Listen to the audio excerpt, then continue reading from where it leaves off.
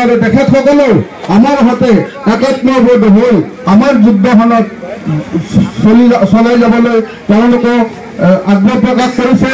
তেখেতসকলকো আমি ধন্যবাদ জ্ঞাপন কৰিছোঁ। ছাৰসকল, আমি জানো আমি সকলোৱে টিউটৰ।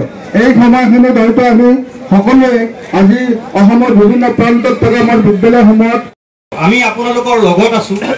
আপোনালোকৰ দাবীৰ প্ৰতি আমাৰ সমৰ্থন আছে আৰু আমি যি মঞ্চ পাওঁ, আমাৰ দেশখন গণতান্ত্ৰিক দেশ, আমাৰ দেশৰ সংবিধানে আমাৰ সকলোকে এনেকুৱা ধৰণে গণতান্ত্ৰিকভাৱে প্ৰতিবাদ সাব্যস্ত কৰাৰ আৰু নিজৰ বক্তব্য উপস্থাপন কৰাৰ অধিকাৰ দিছে।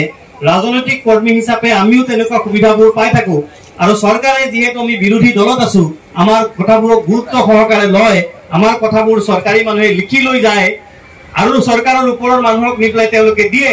গতিকে আজি আপোনালোকক ইয়াতো কৈছো যে আপোনালোকৰ প্ৰতি আমাৰ সহমৰ্মিতা আছে, আপোনালোকৰ দাবীৰ প্ৰতি আমাৰ সমৰ্থন আছে আৰু এনেকুৱা আৰু যি মঞ্চ আমি পাম সেই মঞ্চবিলাকত আমি আপোনালোকৰ দাবী উপস্থাপন কৰিবলৈ চেষ্টা কৰিম।